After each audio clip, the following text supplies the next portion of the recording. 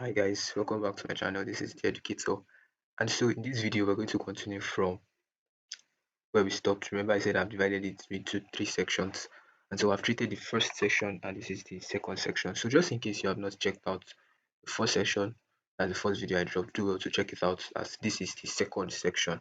Okay, and as usual, please, if you're just turning in into this channel and you have not subscribed, please do well to hit the subscribe button so that subsequent videos that I'm going to be dropping and subsequent updates you're not going to be missing out. Okay, so now let's dive into today's video. So section 2, we're going to be looking at four topics. We have gas laws, we have thermodynamics, chemical kinetics, acid, base, and salt. All right, so let's comment. So gas laws is one very important topic that you must take note of if you are preparing for CHM 101 examination. And it's quite simple because it's something that you did in secondary school, in JAM class, WIEC class, and so it's not something very new. Right? So question one, which of the following is the correct mathematical expression for Boyle's law? Right? So something you should take note of is you should know the gas laws individually. So we have Boyle's law, we have Charles' law, we have the combined gas law, we have the Lussac law, and so many gas laws. So you should know each one of them. Okay. So now for Boyle's law, there's this mnemonic I used to use then, right? And the mnemonic is PVP and C. So PVP now connects Boyle's law. So Boyle's law is trying to tell you that the relationship is between pressure and volume. So you see something like this. If you see any formula like this, just know this is the Boyle's law, right? Boyle's law. Why Charles' law is volume and temperature. So you see something like this, V1, C1 is equals to V2, T2. Just know that you are dealing with Charles' law. And remember, there's something that is peculiar. Okay, when you see something like this, is it direct or indirect? Like the proportionality, please take note, it is indirect. You see two things like this. So Boyle's law is indirect, Charles' law is direct. Okay, so now which of the following is correct mathematical expression for? Definitely it is option B. Okay, please take note of that. So the Boyle's law states that constant temperature, you can see we don't have any temperature. As constant temperature, pressure is inversely proportional to volume. So that's why we have PV equals to K. In fact, there's nothing even connecting pressure and volume in these other options. So you can even know the direct option is as simple as that. Okay. Question two. A gas occupies 500 centimeter cube, right? So this is V1. This is how you answer your gas law questions in exam. At 27 degrees Celsius, this is T1. So this question already is giving me an idea that it's most likely going to be a Charles law question, but then let us read it finish. So this is T1. What will be its volume at 127 degree? Obviously, you can see it's a Charles law question because it's connecting volume and temperature. Now, if you take a look at this, for your temperature, ensure that you always convert to Kelvin, and that is converting to Kelvin is plus 273. So if you do that, the first temperature T1 is going to be 300. So this is 300 Kelvin, right? And then T2 is 400 Kelvin. So now what are we looking for? They said what will be its volume? That means what will be the new volume? So we're looking for V2. So now if you have the formula V1 over C1 is equals to V2 over T2, and then we're looking for V2. If you do the subject to formula, we can say V2 is equal to V1 times T2 over C1, and then you impute your parameters. So what is V1? V1 is 500, so we have 500 here times T2. What's T2? 400. 400 divided by T1, which is 300. So what is this going to give us?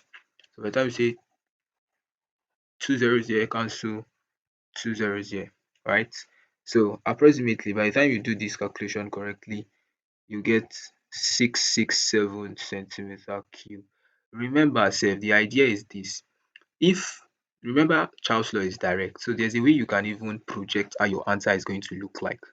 Since you know that it is direct, when temperature increases, you already know your volume is increasing. You can see 27 to 127, just know that your volume is going to be increasing. So option A, 375, is automatically wrong. So let's move on. Question 3. At STP, what volume is occupied by 14 gram of nitrogen gas? So a particular volume is always occupied by gases, right? It's always occupied by gases. First of all, let us get the molar mass of gas, of this gas. Remember that N is 14, then 2N or N2 is going to be 28. So in 28 gram, there's a particular volume of gas at STP, which is 22.4 dm cube, right? But now they told us that what we 14 occupy is very simple. So you just do 14 gram we occupy X. 14 gram we occupy X. And then if you look at this, you see that this one is halved. This is halved. That's divided by 2. Definitely this one too will be divided by 2. So if you do this correctly, you have 11.2 dm cube. Okay. Question 4. Which gas diffuses the slowest? Now there's another law of diffusion, right? Law of diffusion. This is the idea, this is the logic. Just know this and then you are good to go. Anything that is heavier will diffuse slowly. So it's more like everybody is running a race. This is just an analogy. These four people are running a race, and then all of them have the same strength. All of them have the same strength. All of them having the same speed. This one is carrying this kind of load. This one is carrying this kind of load. This one is carrying this kind of load. And then there's this guy here that wants to carry this kind of load. And then this is the finish line here. Who do you think is going to win this race? If all of them are running at the same speed and all of them have the same strength, definitely this guy is going to win the race. The reason why he's going to win the race is because he is lighter. So he's going to diffuse easily, faster. Then which one do you think will diffuse slowest? Is going to definitely be this guy. This guy will diffuse slowest. So this one here is going to be faster and this one is going to be slower. So if you look at all of this now, pick the one that is heaviest. Okay, you know what C is? C is 12, H is 1, N is 14, H is 1. So by the time you calculate everything, you discover that chlorine is the highest. Alright, you discover that chlorine is the highest. So chlorine is going to diffuse slowly. Partial pressure of O2 in 2 moles of oxygen and then 8 mole of nitrogen. When you want to get partial pressure, it's very, very simple. Partial pressure at 10 ATP, total pressure is, now they are giving us a clue here. The partial pressure of oxygen in 2 mole of oxygen, 2 mole of oxygen, then 8 mole of nitrogen at 10 ATP. Total pressure is this. So the first thing you need to do is the question is just asking you that what is the partial pressure of oxygen if the total pressure is 10. Remember that partial pressure is just you adding all the pressure of the gases, right? So if the pressure in oxygen and then the pressure in nitrogen is 10, pressure in nitrogen is 10. The question is not telling us that only oxygen is how many? Only oxygen is how many? This is how you do it. Firstly, how many moles of oxygen do we have? We have 2 moles from the question. And what's the total mole in the mixture? We have 10 because 2 plus 8, this is 8 here, 2 here, and then 8 here. So we have 10. So this is going to be 0.2. Mind you, this 10 that I am dividing with is not this ATP. I'm dividing it by the total, this 2 plus 8, 10, not ATP. So 0.2. Now, which means that the mole for oxygen, the mole ratio is 0.2, and that of nitrogen is 0.8. So now to get the pressure, you multiply by the total pressure. So if you do that, you have oxygen is going to be 2 ATP, ATM, sorry, and then this is going to be 8 ATM. So what this means is that for oxygen, we have 2 ATM. If they rephrase the question and say nitrogen, it will be what? 8 ATM. Alright, so another important question, another important concept under gas law that you should be expecting is kinetic molecular theory. See those 5 kinetic molecular theory, please, you should know them, the postulations, ensure you know them. So the question says, which kinetic molecular theory postulates explains gas pressure?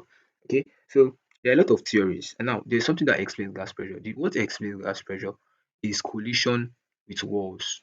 So when if this is a container, you have a container like this, and then you have a lot of gas molecules, a lot of gas molecules. These gas molecules inside this container exert a particular pressure, and the pressure comes from this gas molecule hitting themselves or hitting the walls, okay, the walls of the container. Question 7. Which gases deviate most from ideal behavior, okay, at low temperature and then high pressure? This thing is something that you must keep. It's a very common question. All right, low temperature and high pressure. Please don't mix it up in the exam. So it's better you even have a mnemonic or something. So LTHP. I don't know how this makes sense, but then you should just look for a way to, you know, memorize it, right? Okay. So now, next question. Van der Waals constant B corrects for Van der Waals constant B corrects for volume of gas molecules. Okay, volume of gas molecules. In Van der Waals equation, you see something like A and you see something like B. The constant there, the constant in Van der Waals is A, while B is for the volume of the molecule. So B accounts for the volume of gas particles, while A is for the constant. Please don't forget. Question 9. Calculate moles of gas if the volume is this, pressure is this, T is this. So if you look at this is already giving us a formula. You should know this formula, right? nRT. You should know this formula, right? It's a very sweet formula, very common one at that, so you should expect it. So if we do, what we're looking for is N, number of moles, right? So that will be divide both side by RT, divide both side by RT. So our N will be equals to, you just impute the values here and then you solve. By the time you impute the values, you discover that your answer is 0.5 mole. 0.5 mole. Question 10. Which theory explains gas expansion in a container? Remember, any theory in gas, so far you see gas is there, your mind should come across the kinetic molecular theory. Okay. Question 11. If gas X diffuses twice as fast as gas Y, then mx over my is, this is a very logical question, and at the same time it is very, very simple. Now take notes, just understand this. Remember that the rate of diffusion, let me say rate of diffusion RD, is directly proportional to this. This is directly proportional to the square root of the mass. So which means that if X diffuses twice as fast, it means that the speed of X is 2 and then the speed of gas Y is 1. So this already gives us a clue that mx is going to be lighter. Please take note o. Mx is going to be lighter than my. Remember, if mx is faster, it's going to be lighter than my, which means that option C is wrong, option D is wrong. Do you understand what I'm saying? So if you say that x is 4 and y is 1, you just said that x is heavier than y. But now the question already tells you that it is diffusing faster, so which means it is wrong, right? It is already wrong. So our focus should now be A and B. A and B. So the next question is, what exactly is the answer? They have told you that, you see this formula here. This is the formula. This is just the formula. So if this guy, rate of diffusion of X over rate of diffusion of Y, remember I said X is 2 and Y is 1. That is 2 divided by 1 is 2. Then mx, so not mx, this should be my because it's inverse. My over mx will be equals to 4. Y is equals to 4 from this formula. So by the time you do everything, you now end up having 2 square, right? So this is equals to 4. So it has given us a clue already on where our answer is going to face, but then let us still explain. So what this means is that my is 4, mx is 1. So which ratio fits that? 1:4. Remember, we streamlined our answers to A and B. Question 12. A perfectly elastic collision means it means that no loss of kinetic energy. That is the meaning of perfectly elastic collision. Okay. Number 13. Density of gas with molar mass 44 at STP. What is going to be the density? Remember that there is a formula for density, and that formula for density is molar mass divided by 22.4. Remember, there is a constant volume, right? 22.4. So if you do 44 divided by 22.4, you're going to have 1.96. The formula or the unit here has given us a clue. Unit here says gram over dm cube, which means gram over this dm cube. It's as simple as that. Question 14. Minus 273 degrees Celsius is known as absolute zero. Please take note. Absolute zero. Remember, any decision we want to make as regards temperature, you must do what? Add plus 273 if it is Celsius to convert to Kelvin. So if you do this, minus 273 plus 273, what are you going to get? You get 0 Kelvin. Okay. And that is where molecular motion theoretically stops. Okay, theoretically stops, not practically speaking. Question 15. Gas collected over water is calculated using the Dalton's law. Please take note of that Dalton's law. Question 16. If temperature is tripled and pressure is doubled, V2 over T1 is, this question is very, very straight and easy. It is the same scenario that we explained. Remember that volume is one common parameter in Charles' law and Boyle's law, volume, right? While one is related to pressure, one is related to temperature. So let's connect it. Remember we said volume is inversely proportional to pressure. That's for Boyle's law. Then volume is directly proportional, right? So now they said that the temperature is tripled.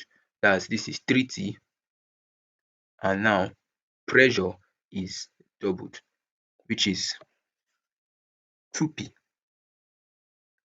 So the question is V2 divided by V1 is going to be. Now, if you connect this equation together, what are you going to have as a formula? You're going to have P, V, and then you have T. So if you have PV over T, which means 2 over 3. But now, please take note, if you do 2 over 3, you end up getting the wrong answer because this is what you are going to get. This C. But now the question is telling you V2 divided by V1. So because V2 is divided by V1, this guy here, this 2 over 3 will be inverted. And once it's inverted, you have 3 divided by 2. 3 divided by 2. And then this gives us 1.5. Okay. Question 7. Relative molecular speed. That's the meaning of RMS. Relative molecular speed is proportional to the molecular speed is proportional to the temperature, okay? The square root of temperature.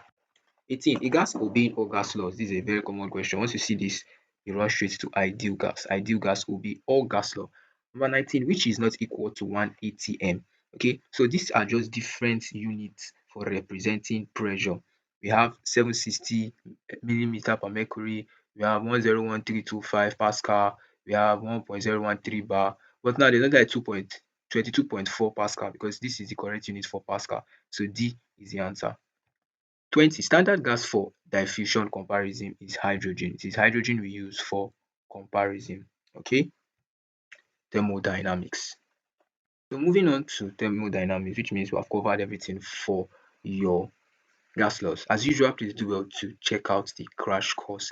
Like I used to say, ensure you are updated, ensure you are covering every single thing, starting from the video, the section 1, the section 2, and the section 3 I'll be dropping later in the evening. Please ensure that you are following, and as much as possible, try to do well to participate in that crash course. Ensure you look at it. Okay, I would have dropped a question bank, but then again, I don't want to drop a question bank because even all these ones, some persons are not still going to finish up. But then again, if you're interested in the question bank, just comment in the comment section. So the number of comments I'm going to see will determine if I'm just going to distribute it, or but then some persons just feel it's going to be too much, so I might not send the question bank. So let's move to thermodynamics. Thermodynamics. Question 1. Which of the following is a state function? State functions. State functions depend only on initial and final states, not the path. So anything that involves path is not state function. and what does not, and what involves part is enthalpy H. Moving on, in an exothermic reaction, this guy here, change in heat is always negative. Then endothermic change in heat is positive. Please take note of that. 22, 23. According to the first law of thermodynamics, change in U is equals to, remember U, which is internal energy, is equals to heat plus work done on system. So which is heat plus work done on system. So these questions just give you an idea of how the exam is going to look like. So if I were you, as you're studying all these questions, looking at them, ensure that you go back to your textbook or the crash course. But then I'm going to advise the crash course because the textbook is a bit bulky. So look at the crash course, learn the necessary things you need to learn.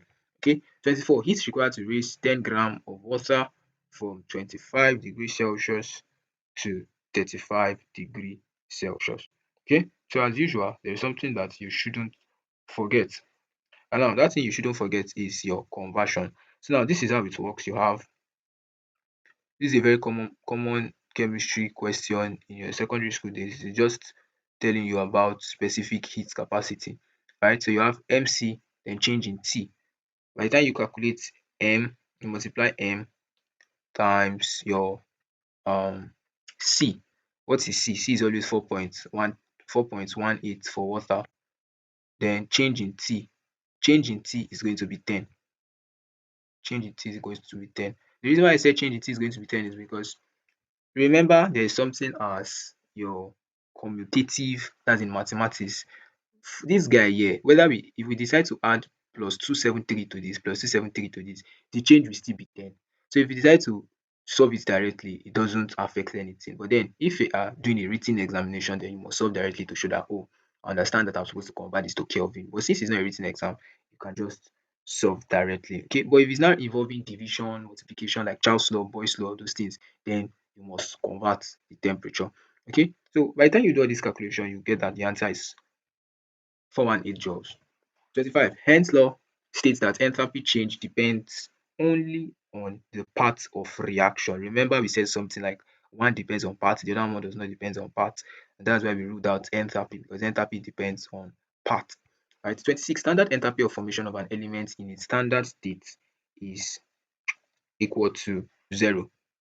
Please take note. Elements in their standard state have 0 enthalpy of formation by definition. So it's only compound that don't have 0. 27. The reaction is spontaneous at all temperature when, remember, for something to be spontaneous, it means that change in G should be what? Negative. Negative. And there's a formula which is change in G is equals to change in H minus T change in S. So what this means is that which parameter here we make this guy minus. If change in H is plus and change in S is plus, it can never be minus. If this is minus and this is minus, well, it will not still be minus, because since there's a minus here, minus times minus will now become plus. So at the end of the day, you might not really get a negative value per se for this one, because the question is all, all, all. So for B, sometimes you can get negative sometimes. But now the option that you always get negative is C, right? So the change in H is going to be negative and the change in S is going to be positive. 29. Entropy is a measure of disorder. Entropy is a measure of disorder. Remember the three states of matter. We have solid, we have liquid, and then we have gas. The one with the highest entropy, which means the one with the most disorder, is gas, because gas molecules just move randomly anyhow. So do we have higher entropy? So it means that if you go like this, entropy is increasing. So gas has higher entropy than liquid, liquid has higher entropy than solid. Okay. 29. Which process decreases entropy?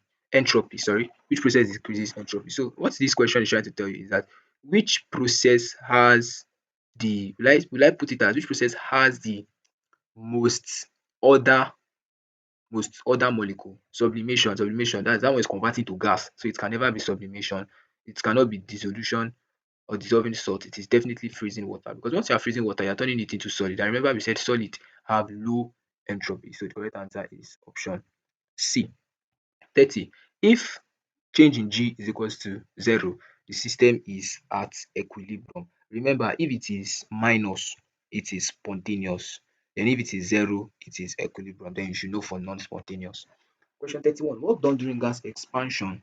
The work done during gas expansion is W equals to minus P change in V. Please take note of this. All right. Expansion means system loses energy to the surrounding. Right. So because the system is losing energy to the surrounding, it means that it's going to be negative. Right. Negative. 32. Change in H for A to B. This is the product. Sorry, this is the reactant. A is the reactant and B is the product. Where the heat of formation A minus 100 and that of B is minus 250. What you do is your product minus your reactant. So if you do product minus reactant, what are we going to get? We get minus 250 minus 100, right? 250 minus 100. So by the time you do this, you are going to have minus 150. Next question. 33. Spontaneous at high temperature but not at low temperature implies that change in H is plus and change in S is plus. This from that equation we used, that change in G equals to that equation.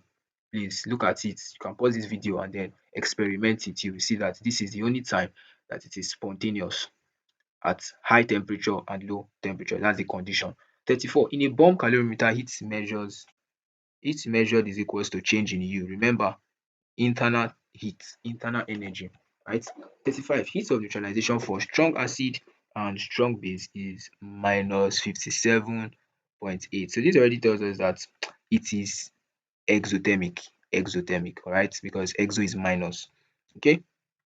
36. Bond breaking and bond forming are respectively. So this gives you a clue that you might come across question that will give you a reaction and tell you is it exothermic or endothermic. Okay, so your answer is option B, because bond breaking, when you are breaking bond, you are absorbing energy. But when they are forming, when bonds are forming, it's always exothermic. There's this kind of heat that is lost. Okay, so energy is absorbed to break bond and then is released to form a bond. Okay, please take note of that. 37. Third law of thermodynamics states that entropy at absolute zero, or absolute zero temperature is zero. Okay, so at this particular point the entropy is zero, so we can't really say if the entropy is high or the entropy is low. All right. 38. Combustion of methane. When you are burning methane, combustion always is negative because it's exothermic. So exothermic, so strong bond formation in the carbon dioxide and H2 that is released. By the time you calculate it, you have minus 800 and kg mole. Okay, all these things are fixed values, right? Number 39. An isolated system exchanges. When they say an isolated system does not exchange anything because there is no interaction with the surrounding. So neither mass nor energy. It is not exchanging anything. Okay. Question 40. Standard thermodynamic conditions. Remember, there are two conditions for thermodynamic, which is temperature and pressure. Temperature and pressure, and this is the standard 25 degrees Celsius and then 180 P. Okay, remember, if you want to convert this to Kelvin, and that will be 298 Kelvin, that's plus 273 chemical kinetics. Okay, so moving on to chemical kinetics is another interesting topic that you should be expecting.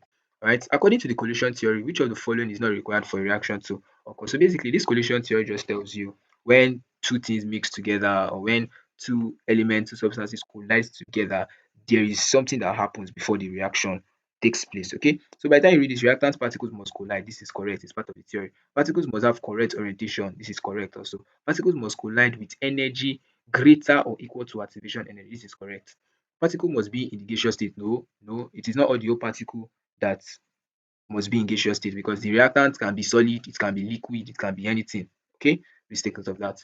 42. What is the role of a catalyst in a chemical reaction? Okay, what the catalyst does is to provide an alternative pathway with low activation energy. Remember, it cannot proceed if it does not cause that activation energy. But then once you add the catalyst will do what?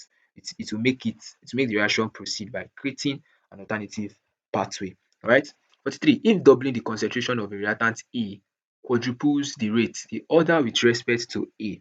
Now, is it first order? Is it second order? Is it third order? Is it zero order? Correct answer is second order. Please take note. All those orders of reaction, you should take note of them. Okay. Once you see that Because one thing you should take note of now, remember that the rate is directly proportional to something like this. So you have something like this. How do you know it's first order, second order, third order? Remember, so what the question is now telling you is if 2n is equals to 4, you said quadruples, right? Quadruples is equals to 4. Then what is n? N is what? N is 2 now. So that means it's a second order. It's as simple as that. Very simple and then straightforward. Okay. Number 44. Which factor increases reaction rate by increasing average kinetic energy? It is the temperature. The temperature increases the average kinetic energy. So because of this, the molecules will start moving faster and randomly, increasing the reaction rate. Okay. Number 45. The slowest step in a reaction mechanism is known as the rate determining step. Rate determining step is known as the slowest. Then 46. We have for a first order reaction, the half-life is independent of concentration. Independent of concentration.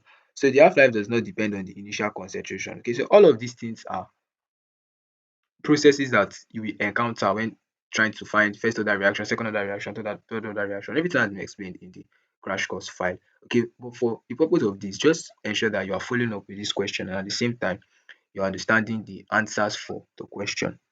This is so that when you come across the same question, you wouldn't be confused. All right. So next question. In an energy profile diagram, the peak always represent the activated complex. Okay, the activated complex. So what is the energy diagram? The energy diagram looks like this, something like this. Right. So the peak here, this part is representing the energy complex. Okay. 48. At 10 degrees Celsius, rise in temperature doubles reaction rate because remember I've said something like this. I've said something like this. I answered it in the previous question. More molecules exceed the activation energy EA. Unit of rate constant for a zero order reaction is mole per dm cube per second. Mole per dm cube per second. Okay, so zero order does not mean no units. Zero order does not mean no units. So we still have units. And remember, the unit is always concentration over time. Concentration over time. This is concentration here over time. Seconds. 50. Increasing surface area increases reaction rate. Yes. Why we increase? Please take note of all these things that can increase reaction rate. They are very, very important. More like factors affecting reaction. Okay, please take note. The reason is because what will happen is that there will be more particles will be exposed. So once more particles are exposed, it will increase the collision frequency. So as they are exposed, the collision frequency is also increasing, making the reaction to be faster, okay, because they will collide faster. 51. According to Arrhenius equation, rate constant decreases when the activation energy increases, right? It increases. 52. If rate is equals to KAB2, overall order is, what is the order of reaction for this?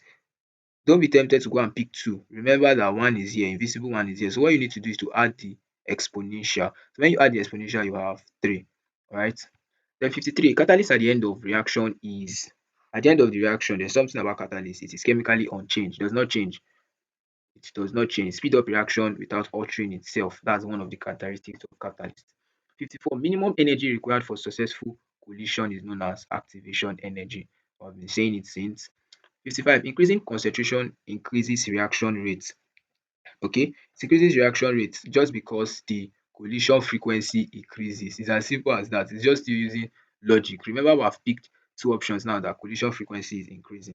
Okay, then we move straight to the last concept for this video, which is acid, base, and salt. Acid, base, and salt, as simple as it is, they have a lot of intricate concept in acid, base, and salt. So please do well to check out that crash course material because you'll be seeing a lot of definitions on acid, a lot of definition on base. You should know who defined acid like this and stuff like that. You should also know the example of some acids, right? They can tell you that so this guy, ammonia, is an acid who proposed this theory. And then you are looking ammonia, acid, how?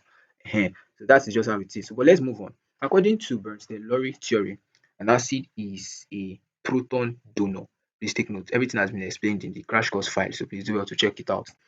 The conjugate base for H2SO4, when they say conjugate base, how to get conjugate base is you removing the hydrogen. So if you remove one hydrogen here, what are you going to get? If you remove one hydrogen, you are going to get this guy. So this is the conjugate base. right? Next, pH of 0.001 mole. pH of 0.001 mole. How many zeros are here? If you convert this, you have 1 times 10, 1 times 10 raised to power minus 3. If you get the log of this, you'll be getting 3, right? 3. In fact, don't waste your time. Once you see anything like this, just count the number of 0. That's the pH. It's as simple as that. If POH is equals to 4.5, then pH is equals to, remember that POH plus pH is equals to 14. What I'm saying is POH plus OH is equals to 14, right? pH plus POH will be equals to 14. So now, if we know that POH is 4.5, then pH is going to be 14 minus 4.5, which is going to definitely give us 9.5. Next question. A Lewis base. Good. A Lewis base. A Lewis base is sodium. Sorry, is ammonia. I don't know why I'm calling NH3 sodium. It is ammonia. So you can see the example I gave now. You definitely know that it is ammonia. I know a lot of persons were already scared when I said NH3 is acid and they're like, Jesus, so I've been learning the wrong thing in secondary school. Please take note, it is not an acid though. It is a base, specifically Lewis base. Next question. Kc expression for this equation is, remember, the equilibrium constant is always product over reactant, which means that where is our product? This is the only thing that looks like product over reactant, right? Product over reactant. But now, you must also take note of these guys here, these 3 and then these 2. They are always exponential. But if you look at C, C does not have exponential, which makes it automatically wrong. So this is the correct expression. All right. 62. Increasing pressure in this guy shifts the equilibrium to where? This is the logic here. What is the total mole here? Total mole here is 4, and then the total mole here is 2. Now, if you look at this 4 to 2, is it 4 to 2? Are you increasing or you are decreasing? You are decreasing, definitely. So if you are increasing this pressure, if you are increasing the pressure, you are not doing the the equation any, you are just trying to balance it. What am I trying to say? 4 2, you get this one, it means that it is decreasing, right? So if this guy is decreasing, if we are increasing this pressure, we are still increasing. It is not, there's no change here, because what is happening is that the reverse of this equation, 2 to 4, 2 to 4, this is increase, right? So if we increase this guy, that means if the reaction is going like this, that means from sodium, I'm still saying sodium again, that is from ammonia to this guy. If it is going like this, if you are increasing it, it is favoring the reaction, because 2 to 4 is increase, which means that if you increase the pressure, the equilibrium will shift to the where? Equilibrium will definitely shift to the right. Equilibrium will shift to the right. It's shifting to the right because if you look at this guy, 4 to 2 is decreasing. How to balance this 4 to 2? You must increase. I don't know if you get the logic. 4 to 2 is increasing. So 4 to 2 is decreasing rather. So if 4 to 2 is decreasing, for this equation to be balanced, it means that you need to increase. But now 2 to 4 is increasing. So if this question was decreasing pressure will favor which reaction? To favor it to the left. 63. An amphoteric substance is one that acts as both acid and base. 64. A solution with pH 11 is strongly, that means strongly basic, because you know it is. Which salt forms a basic solution in water? And this now tells you the type of salt. You should know the type of salt. So we have this guy. Once dissolved in water, you get a basic solution. 66. Value of Kw at, that's the equilibrium constant, okay, at the 25 degrees Celsius is option B. Remember that we said water is neutral. So because it is neutral, both pH and pOH, not 7. This is not the equilibrium, this is pH. So if you go and pick 7, you have just picked pH, not Kw. Please take note, don't confuse pH with Kw. They are two different things. 67. A catalyst at equilibrium has no effect on the equilibrium position, because it cannot shift it to the right, it cannot shift it to the left, it does not change the Kc, it just has no effect. Alright.